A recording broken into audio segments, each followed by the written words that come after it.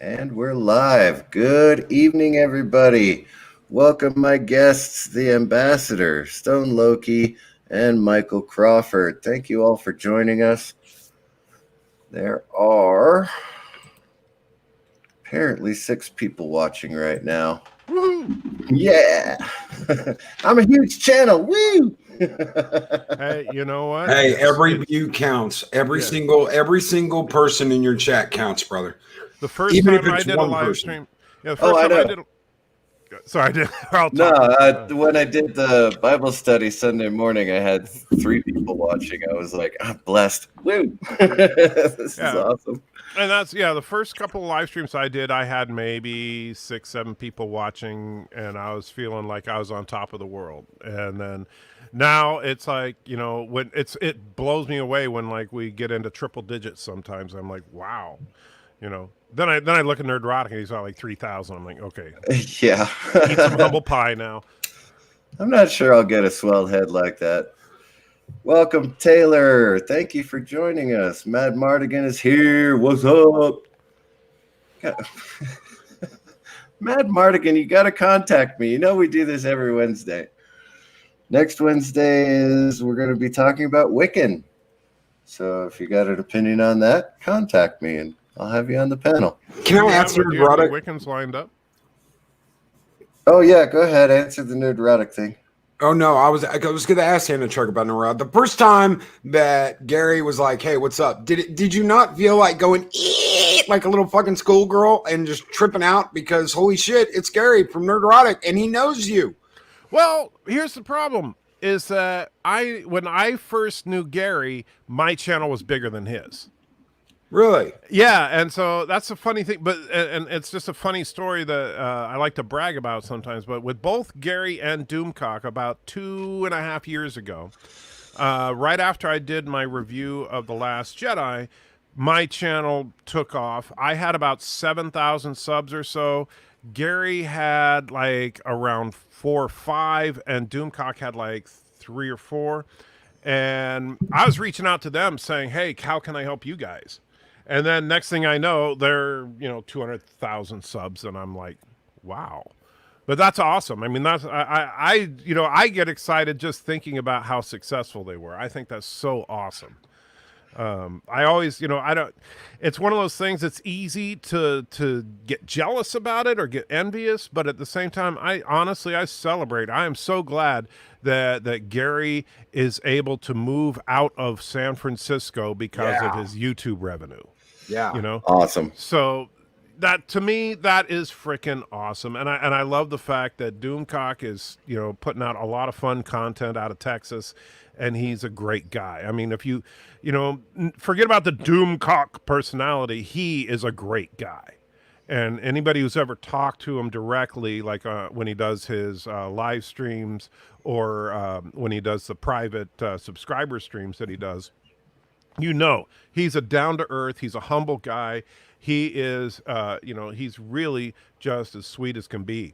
And and it's easy to forget that not just a couple years ago, Doomcock goes on the High Council and they're shouting him out, and he's getting subscribers and he's getting a bump, and he's growing because other people saw him and had faith in him. Right.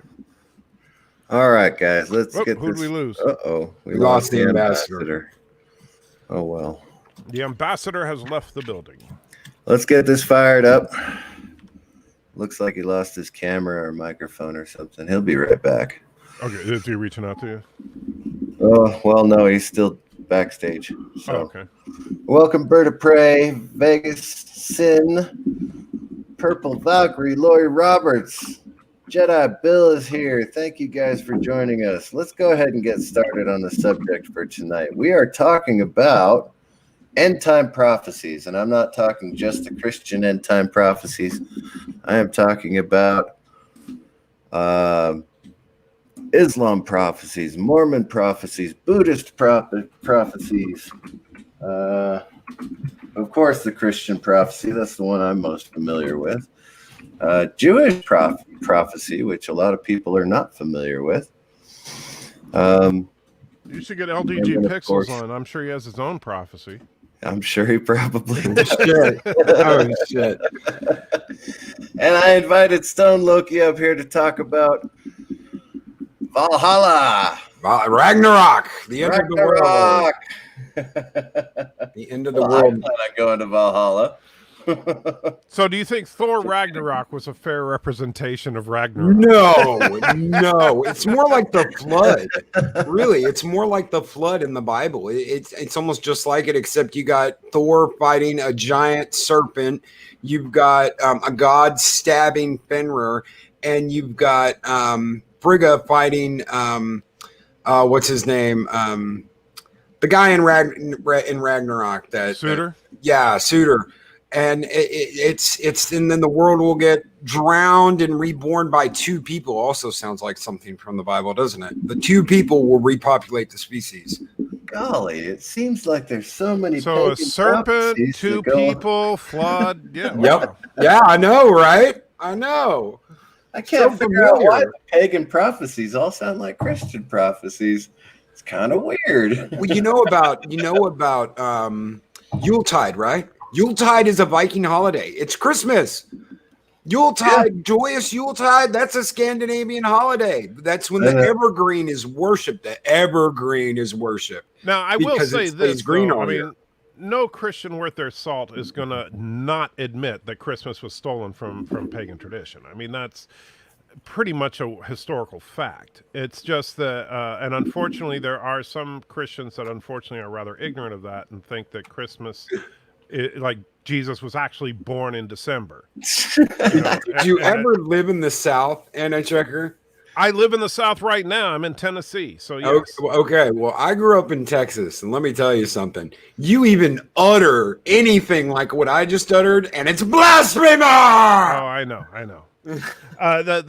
But the problem, it's like where Christians, I think, unfortunately go wrong way too often, is that there are times that I do think that there's some unfair, like, oh, all Christian prophecy was stolen from everybody else, and it's like, well, people borrowed some elements of stories from everybody and all over the place. But as far as Christmas stuff, Christmas clearly the reason for the existence of the holiday of Christmas on December 25th was because the Roman Church wanted to be able to get the pagans to join on board, and so they basically took their winter solstice celebration and incorporated it and said, "Oh, by the way, that's Jesus's birthday."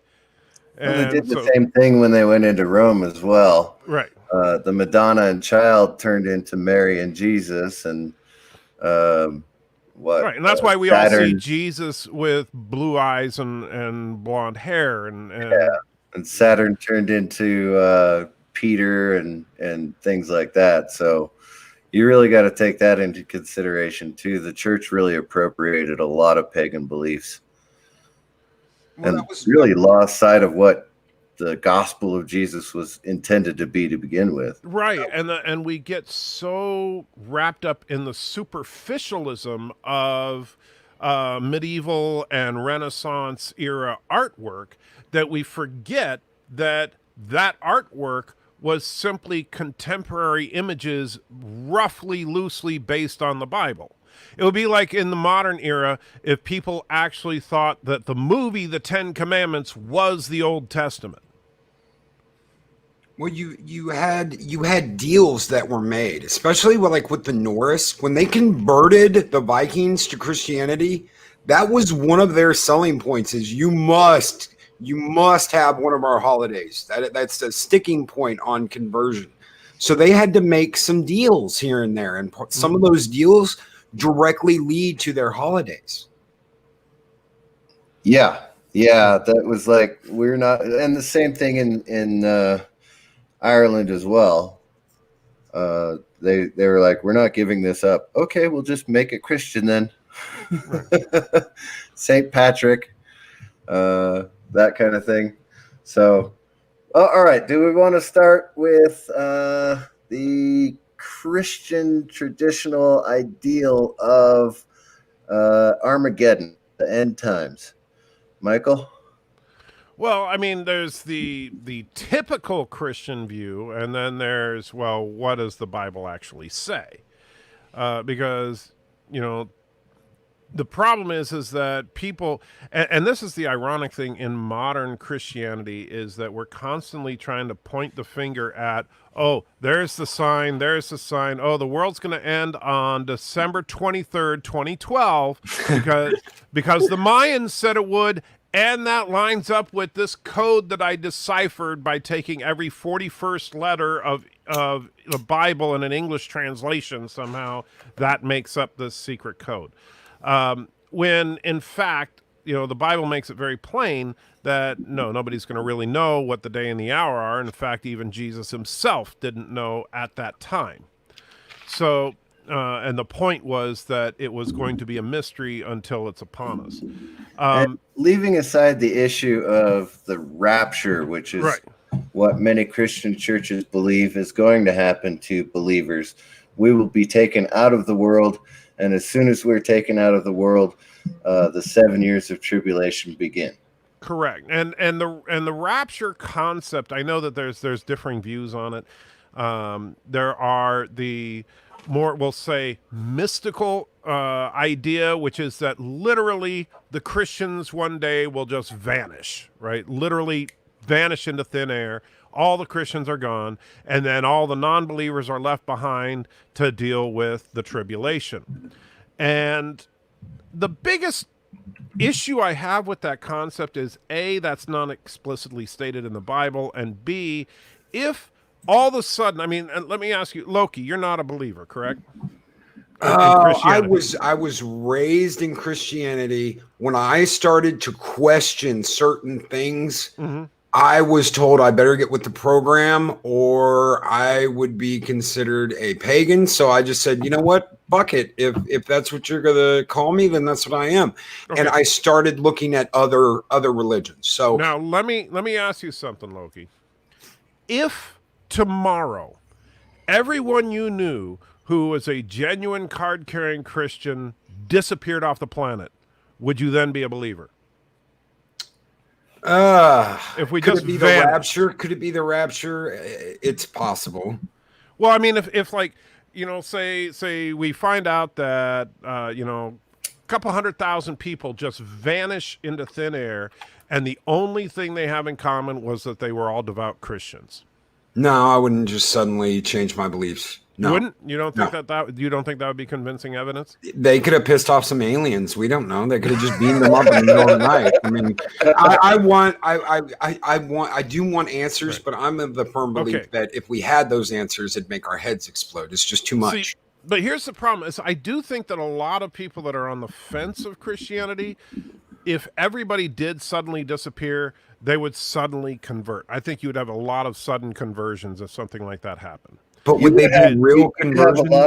You'd have a lot of sudden conversions from folks that are in the church who are not true believers. Correct. But went to church because they were supposed to.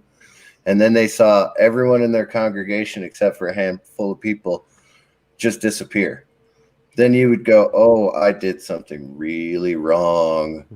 All right. So, like I said, leaving aside the right, but I'm just saying that compared to like the non-mystical version, where basically Christianity just eventually fades out of existence, then the tribulation, as we like to call it, happened. But generally speaking, the idea is that the world is going to go through a pretty rough time for a period of some 7 years or so, and after that, then there's supposed to be a dramatic return of Christ to earth, where he is going to reign for an extended period of time.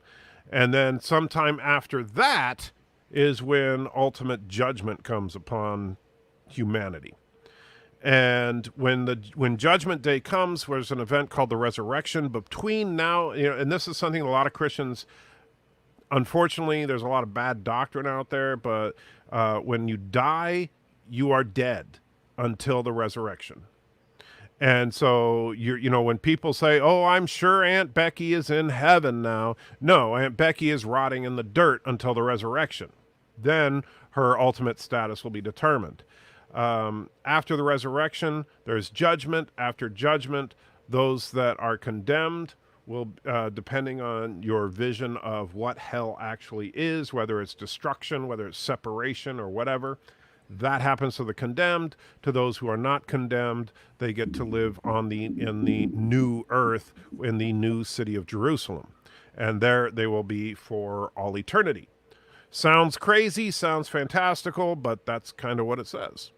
And that is And that's not the first time. That's not the first time I've heard that. Did you ever see a movie called The Prophecy, Anti-Chucker?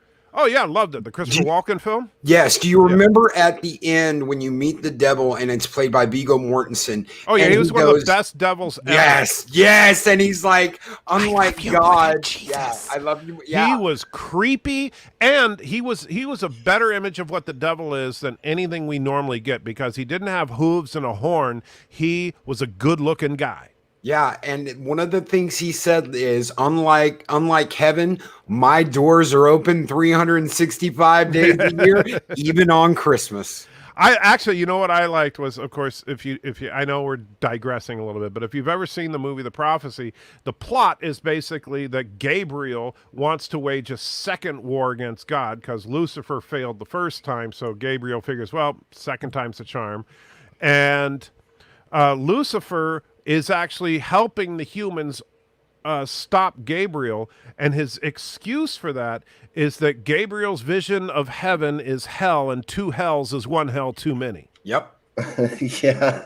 Actual line from the film, spoken by Viggo Mortensen, and he does a great job in it. Yes, They ruined it in Prophecy too, though.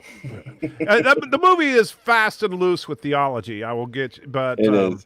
I But did that- kind of like, though, the basic concept, though. And I do think there's some truth to this, is that at the beginning, you hear the line from the main protagonist of the film saying, you know, many people lose their faith because they don't see enough. I lost my faith because I saw too much. So that, in a nutshell, is the Christian Armageddon, the end times. Yes. So you're going to see famines and wars and rumors of wars and things like that. And then you'll have those 7 years of tribulation where the Antichrist comes. Now, let's talk a little bit about Antichrists versus the Antichrist, just for clarification. A lot of people think that every time the Bible says Antichrist, they're referring to, the Antichrist. But yeah, Antichrist is simply means anything that is antithetical to Christ's teachings. And in fact, Christ himself called some of his own disciples Antichrist because of the fact that they were saying things incorrectly. And so, yes, Antichrist is not, with a lowercase a, is anything and everything that is antithetical to what Christ wants, namely loving God and loving your fellow man primarily. But in the end time Christian prophecy, you're going to have the Antichrist, who is the beast, who is indwelt by Satan, who is trying to destroy the nation of Israel. Who most people believe, and I tend to agree, will more than likely be a political figure who is extremely charismatic and very, very persuasive, and probably will look like he's going to bring the world absolute peace and tranquility. Yes, but then 3 years later, he kind of screws all that up and declares himself God. And then 3.5 years after that, Jesus comes down and says, all right, that's enough. And, the funny thing is, a lot of people think, oh, that could never happen. And it's like, look around.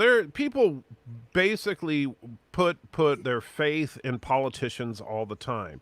And you have, there were people that literally believed that because Obama was elected, that their life was suddenly going to be better. And of course, it wasn't. And then there were other people that believed that because Trump was elected, their life was suddenly going to get better, and it didn't. The president of the United States is just a man or woman like any other man or woman. They're going to screw up just like the guy before them, just like the guy after them will. Yeah. Now, our next panelist, Stone Loki, welcome. Thank you, sir. I brought you on so that you could tell us about Ragnarok. Tell me about your 3 kids who are going to play a huge role in Ragnarok. Oh well, you know what? It all starts with a great battle, and I'll read that out for you here. This is from the Edda, and it says it states itself on the lifeblood of fated men, paints red the powers' homes. Sounds familiar, doesn't it? With crimson gore. Uh-huh. Black becomes the sun's beams in the summers that follow, weathers all treacherous.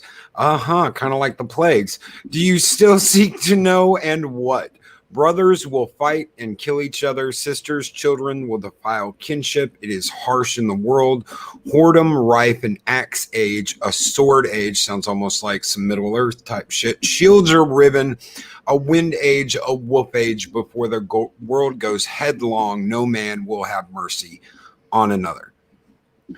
And the Vikings believed this, that a great battle. So every time they had a huge, great battle, I was like, is this the beginning of Ragnarok? Should we be worried? Is Jormungandr going to furiously come out of the ocean as the oceans rise to devour the world? Will the giant serpent jump out of How do you say that name again? Jormungandr. Okay. For a minute, I thought you said Dormammu. I was like, No, Dormammu. Dormammu. Yggdrasil is the world tree. It's supposed to shudder and groan and lose all of its leaves. But again, that leads into the winter. The winter was so huge to the Vikings because it was a time of we could all die, but we're going to cut down the biggest damn tree we can find and we're going to put it in a hearth. And we're going to hang out and we're going to have, basically they called it the Yuletide log. Again, getting back to Christmas. And they hung out, they drank, they usually never went to war. If something happened, it was because they were attacked in the winter, which almost never happened because everybody was afraid to fight in the winter. You could almost say that this was used as a, well, hey, every once in a while we need to chill because we're going to kill everyone. And then there's going to be nobody left to raid, fight, pillage, burn. So chill out in the winter, hunker down, make babies, and go out and raid after that. But that threat of Ragnarok was always there. Freyr fights Surtur and loses. Freyr dies. Fenrir dies. The world serpent dies, but Thor's supposed to die right after that. And after the world is covered in water. After the world is covered in water and the oceans recede and life comes back to the world, two human beings will exist. And the gods will surround them and protect them as they rebuild the earth. A flood story. A flood story. Where have I heard that before?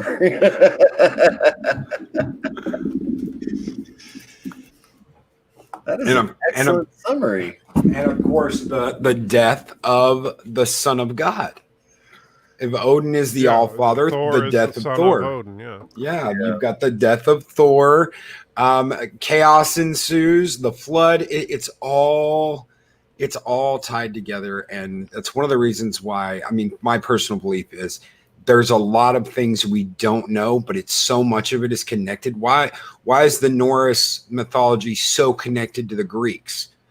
Well, because the Romans came and fought the Germanians, and the Vikings are descendants of the Germanians, and they learned about the Greek pantheon from the Romans, and the Roman pantheon is almost exactly the same as the Greeks. Right. So when you're talking about just different names, they're just different names. Prometheus is Loki. Loki isn't just the trickster god. He's the god of fire. He's the bringer of humanity, and yes, he's the trickster god. But so was Prometheus. Loki gave fire to mankind. Prometheus gave fire to mankind.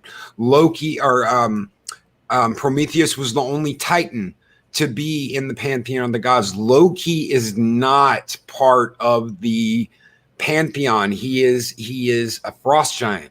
He's the son of a frost giant. So that part of the Thor story is actually true. As far as the mythology is concerned. Yes, and that's why the gods didn't get along with him. That's why the rest of the gods never got along with him, because Loki technically isn't one of them. He is, but he isn't. They accepted him in, but he's an outsider, so they always treated him like an outsider. Right. And he was always like, well, you know what? Screw you. I'm not going to do what you want. I'm going to do my own thing.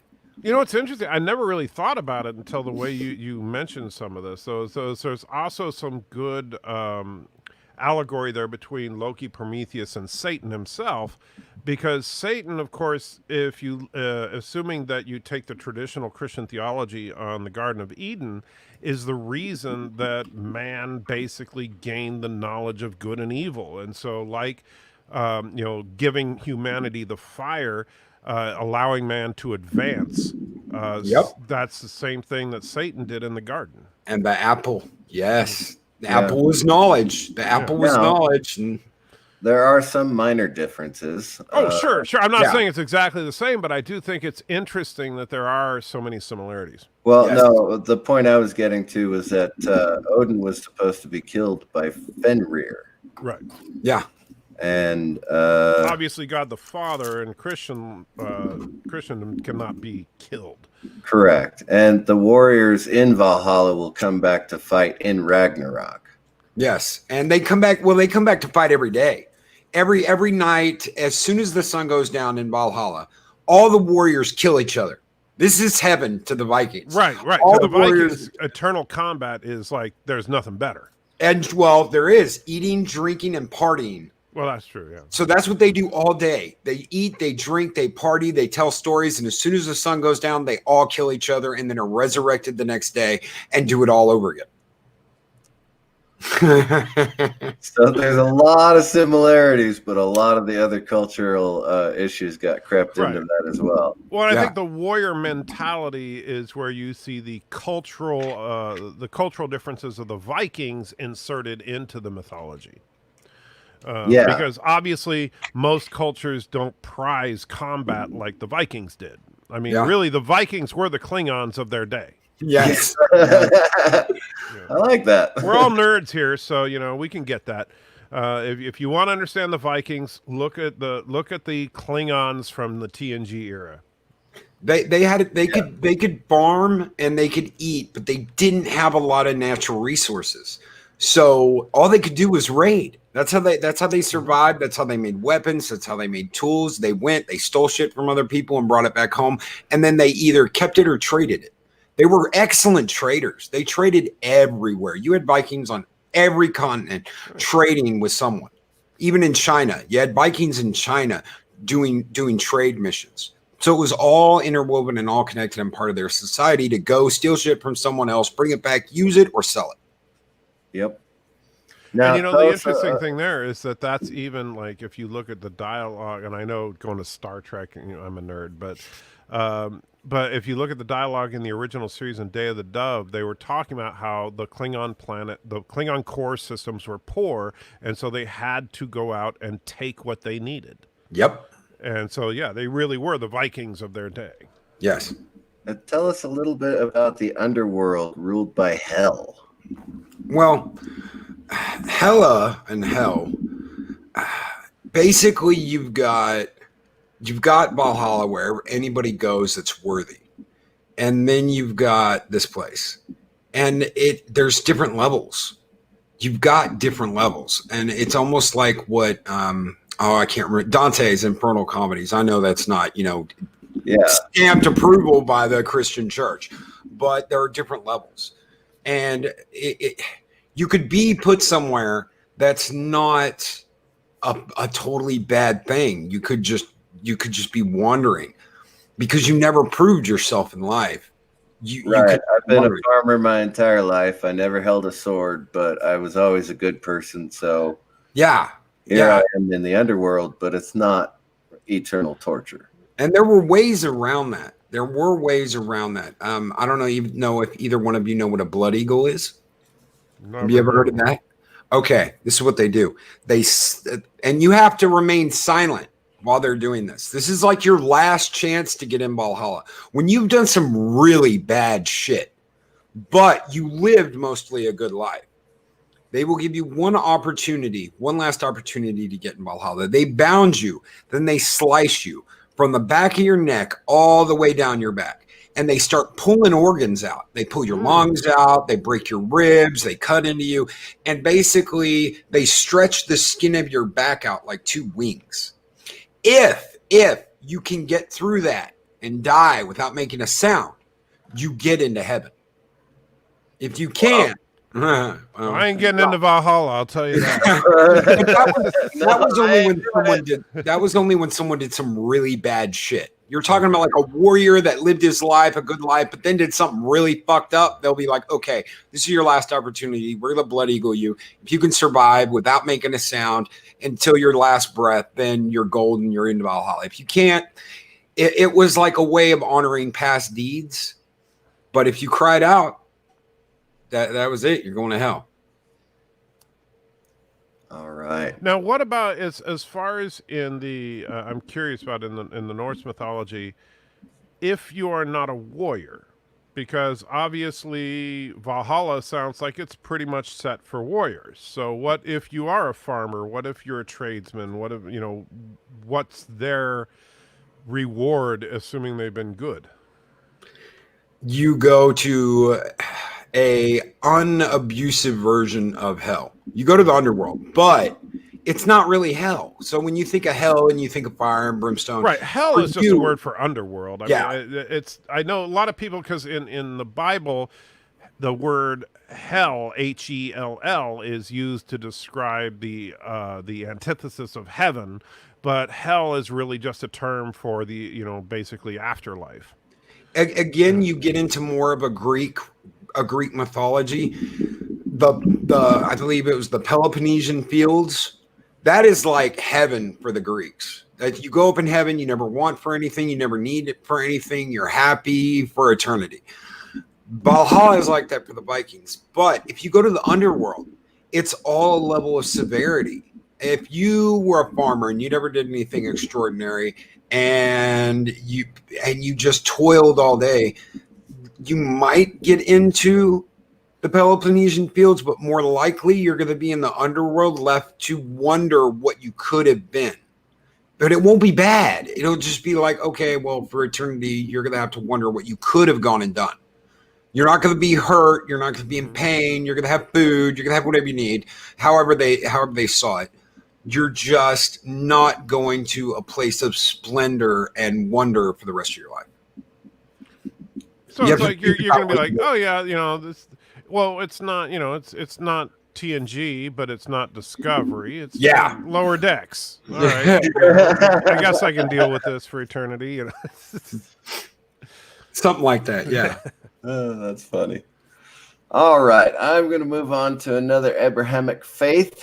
It's going to be a sensitive subject, so if there are any Islamics out there, please just let me know to stop.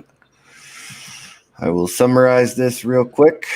And just to preface it, we all of us on this panel, we none of us are experts on Islam, so yeah, we're just taking it for the best that we can as lay people. Every mosque I called said no, so you know what?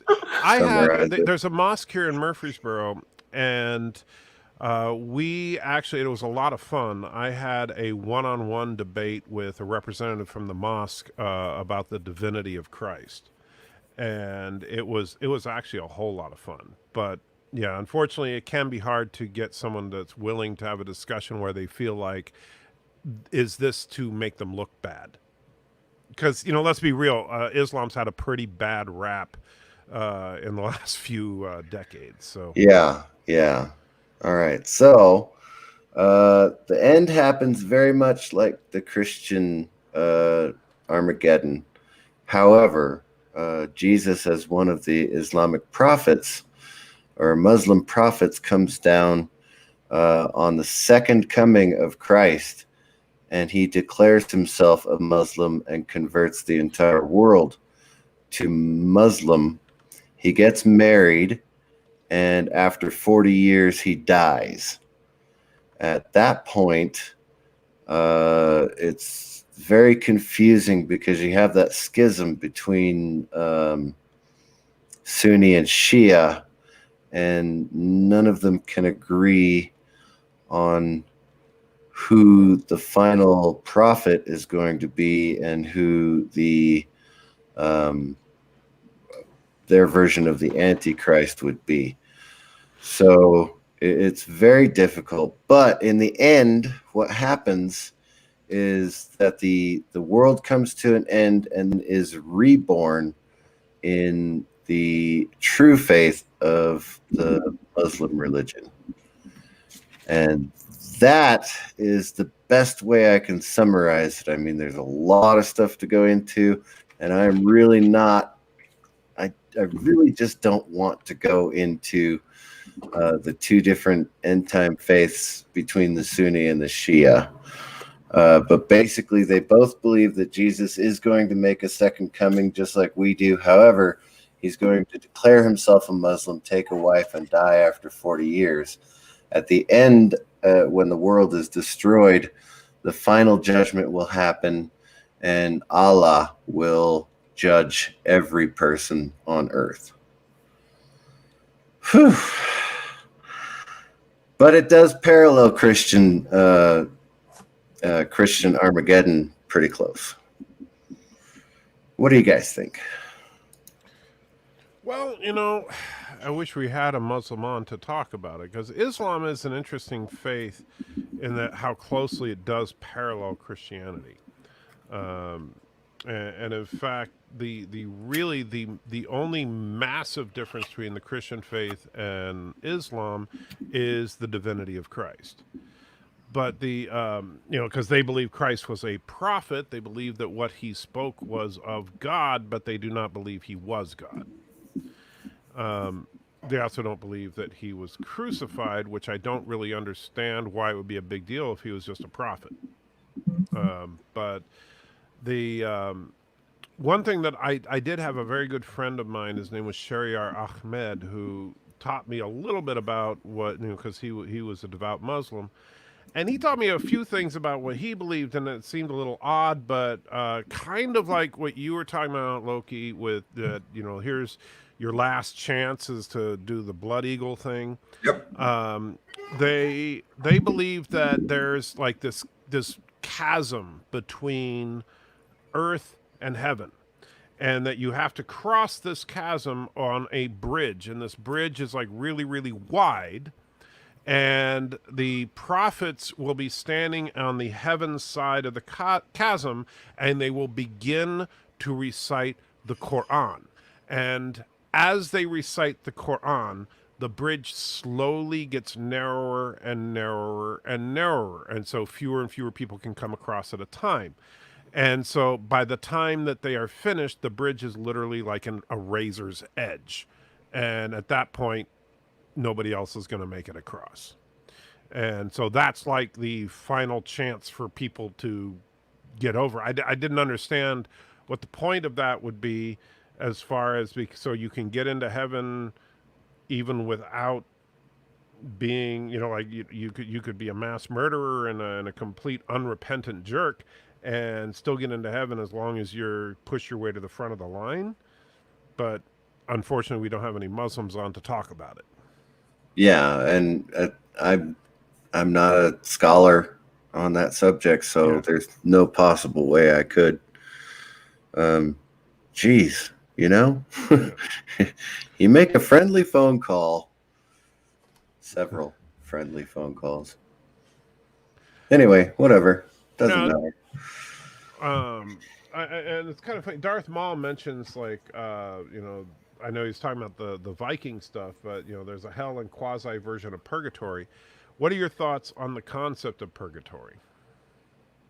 Well, I mean, I know that's a Catholic specific thing, but okay. I will speak very briefly on what I was taught as far as purgatory is concerned. So the pre-crucifixion saints, those who were looking forward to the cross, went to a holding cell. And that's where Abraham, Isaac, Jacob, Noah, and all those people, the Old Testament saints, were. When Jesus died and was buried, he went to hell, received the keys, opened up the purgatory, and allowed the saints out. That's what I was taught, and I like that idea. So when he was resurrected and ascended into heaven, of course, I'm one of those who believe that separate from the body is to be with Christ. So I don't believe that you're dead and rotting in a grave waiting for the end times. I believe that you're actually in heaven when you die. It's a personal choice, and it doesn't really, it's not. It makes no difference, really. I mean, either way, you wouldn't know the difference. Exactly. And so the story of not the Lazarus who was resurrected, but the Lazarus who was across the chasm from the parable of Lazarus. Yeah. And just dip your finger in the water and put it on my tongue, So there's the idea between the Old Testament saints waiting for the arrival of Jesus versus the New Testament saint. Well, not the sinners from the Old Testament were already being tortured because they're separated from God. And not literal torture like a pineapple up the butt, but like that's a very specific torture. Have you've been giving this a lot of thoughts? Have you? I'm not saying I like South Park, but if I like South Park, I would use that analogy. I'm trying to remember. Did they do that in South Park? I don't remember that.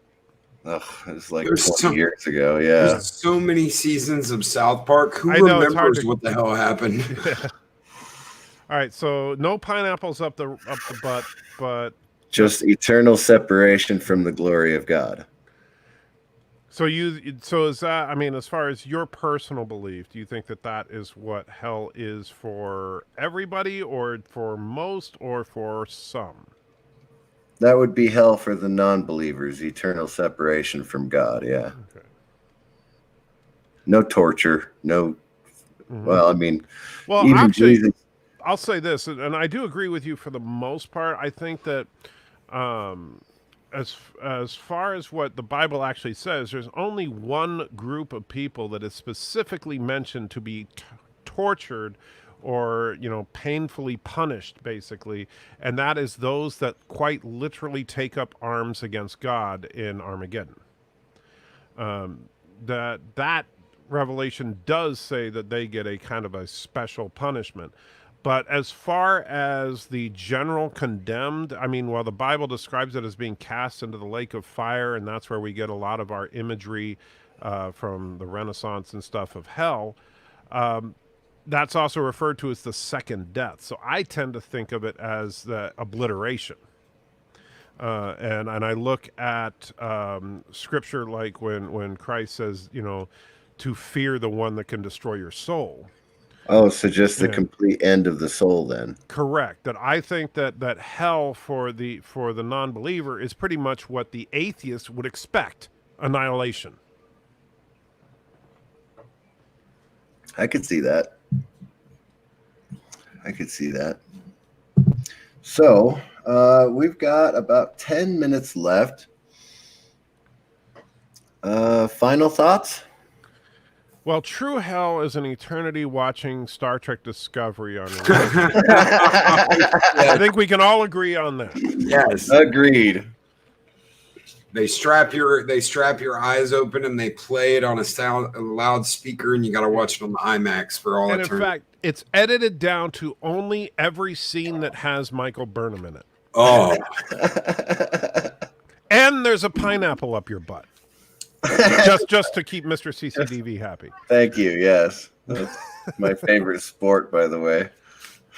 Is putting pineapples up people's butts? Wow. I was in shock in high school. Gosh.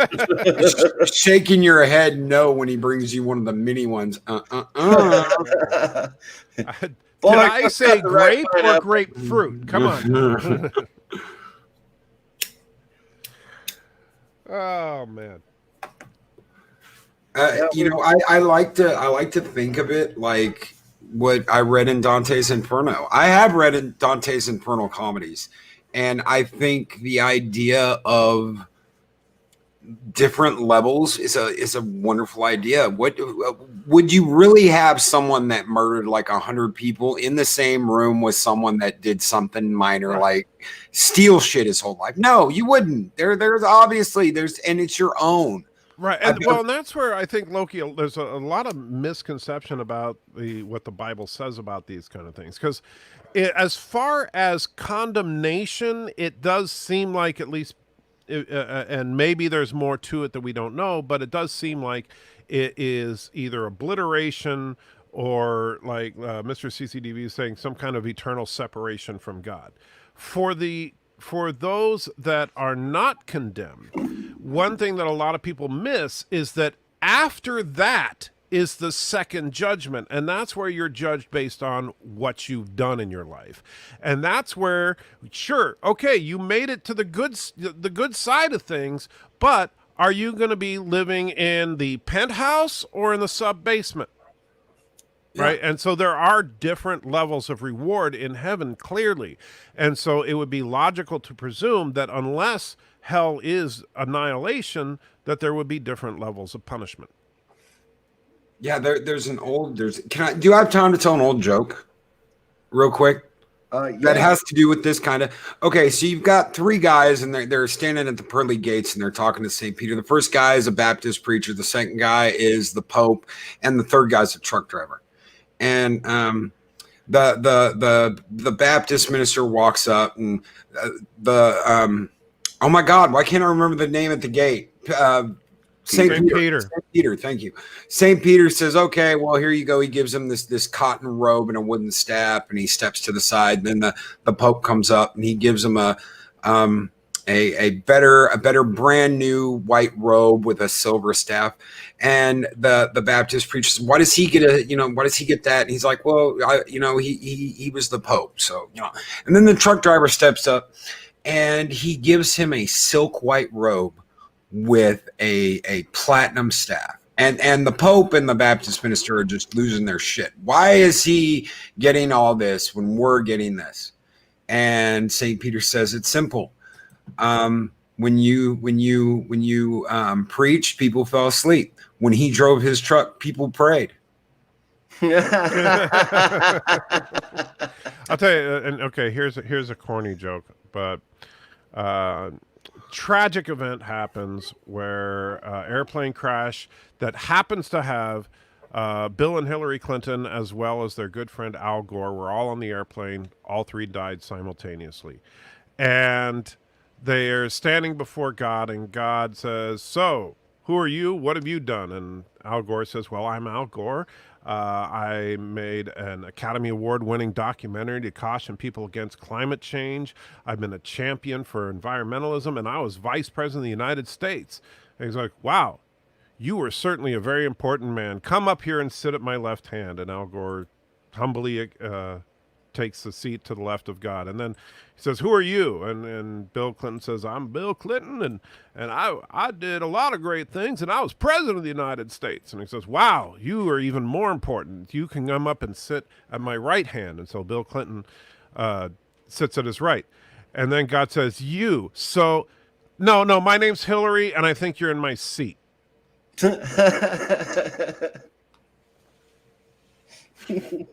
Good Lord.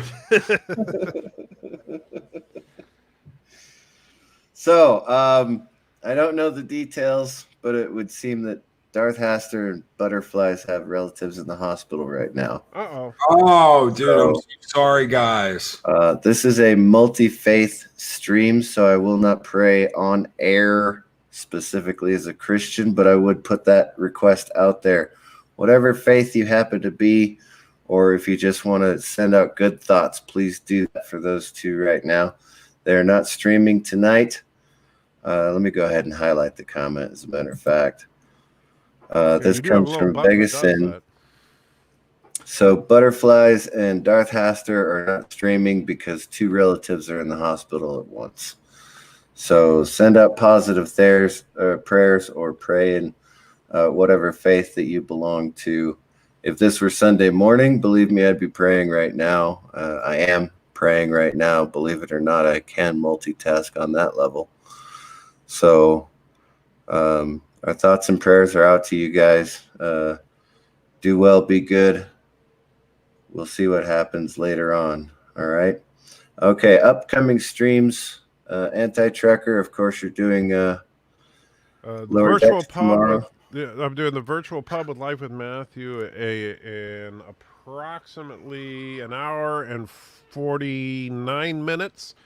And that will go until approximately 1 a.m., at which point I will take a quick break, watch Star Trek Lower Decks, and then start a stream on my own channel at about 1:45 or so.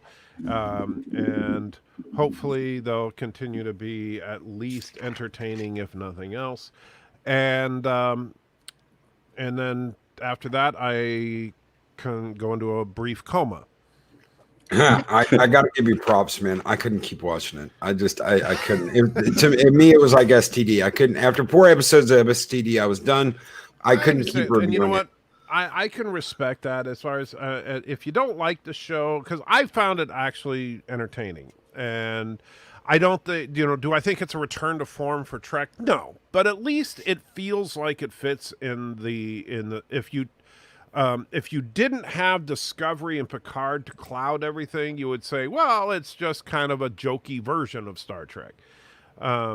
Unfortunately, we have Discovery and Picard to cloud it as well, not to mention the Kelvin timeline films. But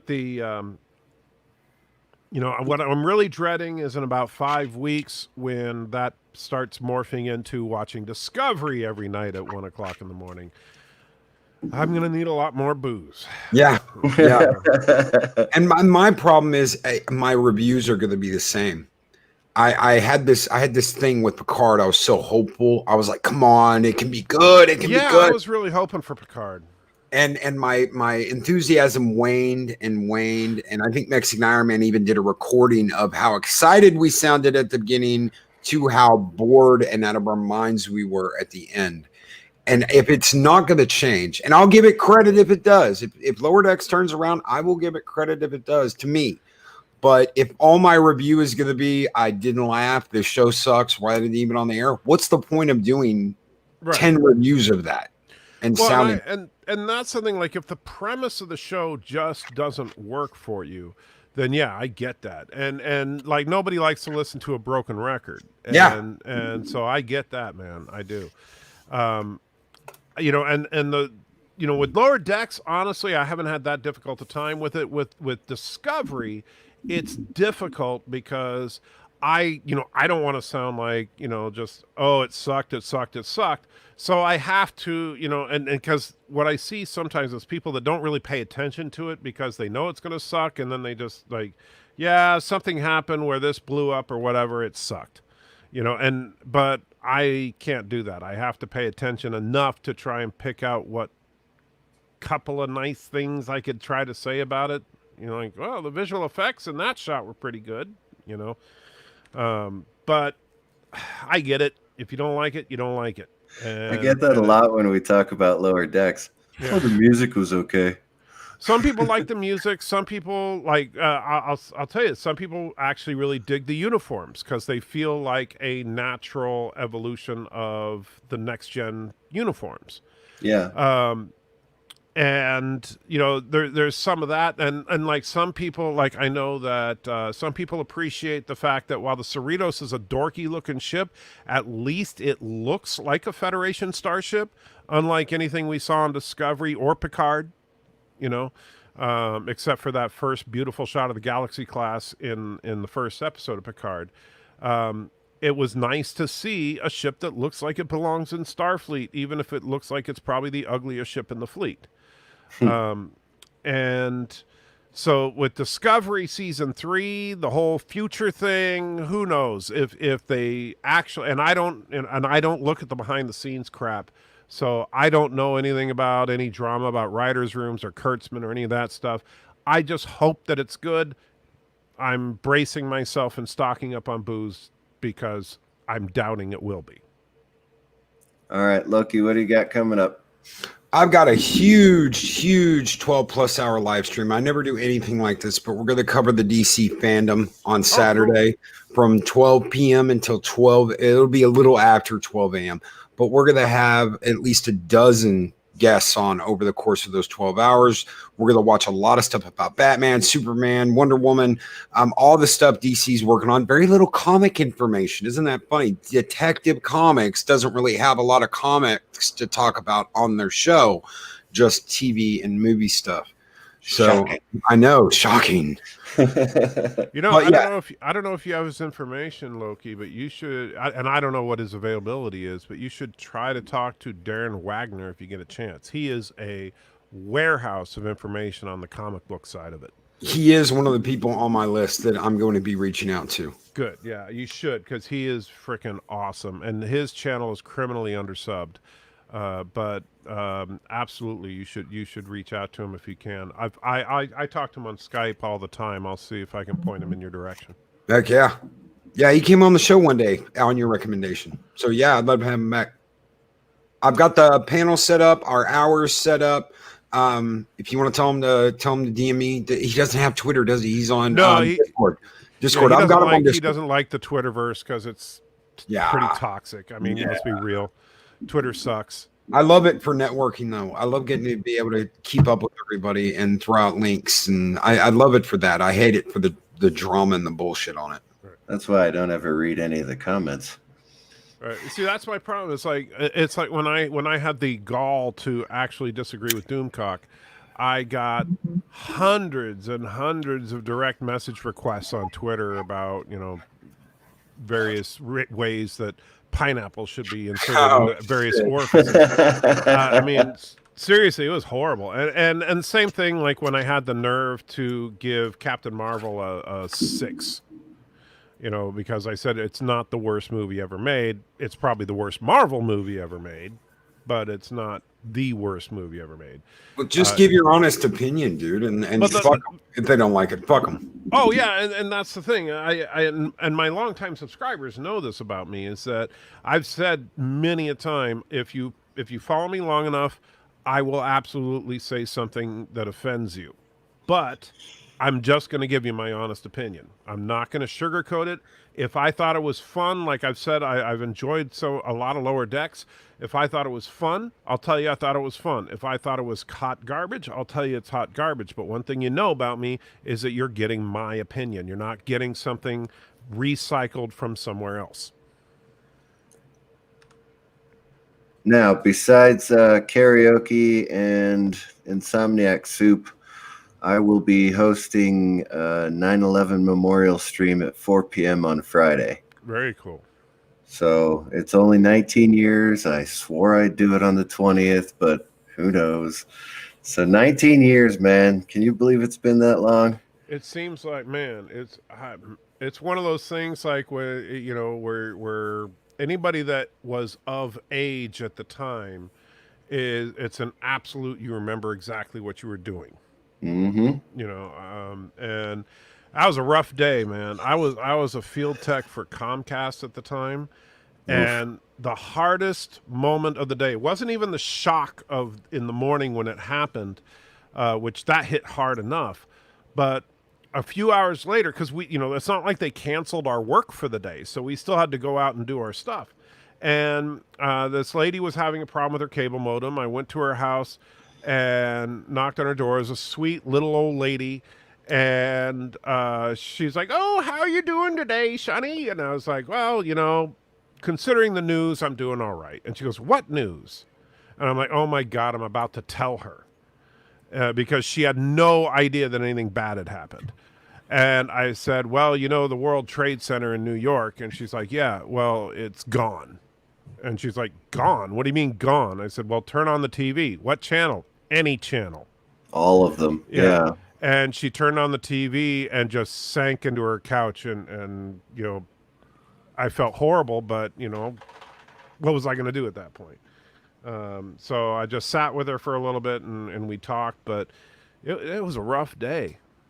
It was a lot of people just, and that was, we weren't in New York, we were in California, but it hit everywhere.